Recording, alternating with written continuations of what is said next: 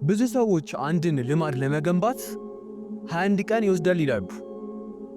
መልሱ ወይ አዎ ነው ወይ ደግሞ አይደለም። ሰላም ይስሐቅ ነኝ። ዛሬ ደግሞ የልማድን ሳይንስ እንዴት በ21 ቀን መገንባት እንደምትችሉ እናያለን። የመጀመሪያው ነገር እውነታ ወይስ አባባል? እዚህ ጋር የምንረዳው ነገር 21 ቀን ልማዳችንን ለመገንባት ዋነኛው መሰረት ነው። ነገር ግን አንድ ልማድ በትክክል ተገንብቷል የምንለው ወይ 2 ወር ወይ 3 ወር አካባቢ ከ60 እስከ 90 ቀናቶች ውስጥ ባለው ነው። እንግዲህ አንድ ሰው ለ21 ቀናት ያንን ነገር ታግሎ ማሳካት ከቻለ 2 ወርና 3 ወር የማያደርግበት ምክንያት ምንም የለም። ስለዚህ ዋነኛ ማስተዋል ያለባችሁ ነገር የ21 ቀኑ ላይ ነው መስራት ያለባችሁ። ሁለተኛው ነገር ደግሞ ለምን 21 ቀን ሆነ?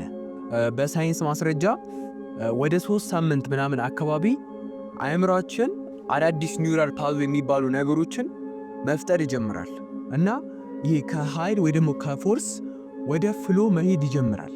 ለምሳሌ እናንተ ሳታቋርጡ እንደምንም ብላችሁ ለ21 ቀናት ያንን ነገር ብታረጉ ወይ ደግሞ ያንን ልማድ ብታረጉ ከዛ በኋላ ላለው ነገር ምንም መታገል አያስፈልግም። ምክንያቱም ኦሬዲ አእምሯችን ከዛ ውስጥ ያለውን ፎርሱን ስትራግሉን ስላሳለፈውና አዳዲስ ኒውራል ፓዞች ክሬት እየሄዱ ስለሆነ ከአንድ ቀን በኋላ ምንም አያስቸግራችሁ። ለዛ ነው አብዛኛው ሰዎቹ መጥፎ ልማድ ውስጥ ይገቡና ለመውጣት የሚያዳግታቸው ማለት ነው።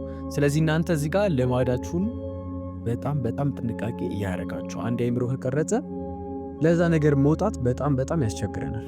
ሶስተኛው ነገር ደግሞ የ21 ቀን ልማድ ቀመር። ይህን ነገር በ3 ሳምንት እንከፋፍለዋለን። የመጀመሪያው ሳምንት በጣም አስቸጋሪው ታይም ነው። ብዙ አይነት ዲስትራክሽኖች ሊገጥመን ይችላል። ፎከሳችን ልናጣ እንችላለን። ሌዚነስ ሊመጣ ይችላል። የተለያዩ አይነት ኤክስኪዩዞችን ልናቀርብ እንችላለን። ነገር ግን ለመጀመሪያ ሳምንት ሳናቋርጥ በኃይል ያን ነገር ማድረግ አለብን። ሁለተኛው ነገር ኮንሲስተንሲ ቢትስ ሞቲቬሽን። የእናንተን ልማድ ሳታቋርጡ ከአንድ ነገር ጋር ያጣምራችሁ ሂድ። ለምሳሌ ቁርስ ከበላችሁ በኋላ መጽሐፍ ማንበብ፣ ከስራ ወይ ከትምህርት በኋላ ጂም መስራት።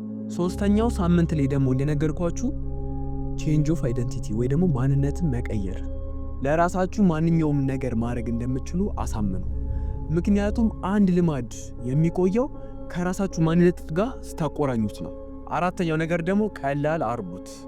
በአንድ ጊዜ 10 ወይ ደግሞ 20 የሆኑ ነገሮችን ለማድረግ አሞክሩ። አንድ እናንተ በአሁን ሰዓት ላይ ይጠቅመኛል የምትሉትን አንድ ልማድ ምረጡ።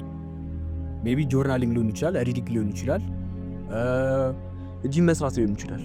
አምስተኛ ለውጥን እየመዘገብ ሂድ። ሜቢ ኖትቡክ ሊሆን ይችላል ወይ ደግሞ እኔ እንደምጠቀመው ጎግል ካላንደር በመጠቀም ዴሊ ፕሮግረስን ትራክ ማድረግ ጀምር። ይሄ ነገር ልማድን ብቻ ሳይሆን ዓላማንም ለመገንባት ይረዳል።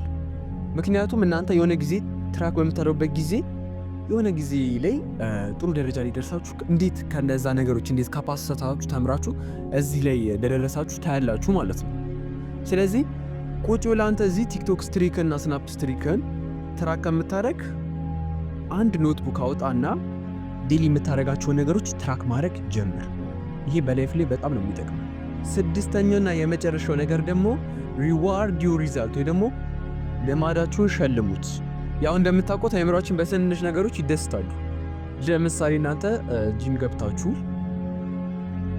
አስቡት፣ የሆነ ብረት ገፍታችሁ ምናምን ሰውነታችሁ ፓምፕ ይሆናልና ፓምፕ በሚሆንበት ጊዜ አእምሯችን ምን እያለ ይሄዳል? ዶፓሚን ሪሊዝ እያደረገ ይሄዳል።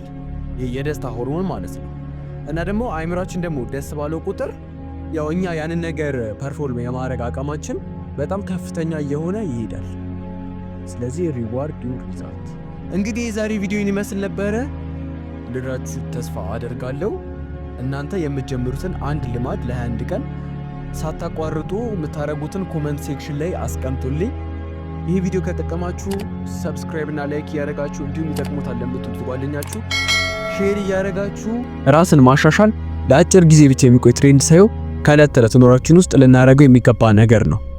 ሁልጊዜ እንደምንለው ፈጣሪ ያሰብነውንና ዓላማችንን ያሳካልን። በቀጣይ ቪዲዮ እስከምንገናኝ ድረስ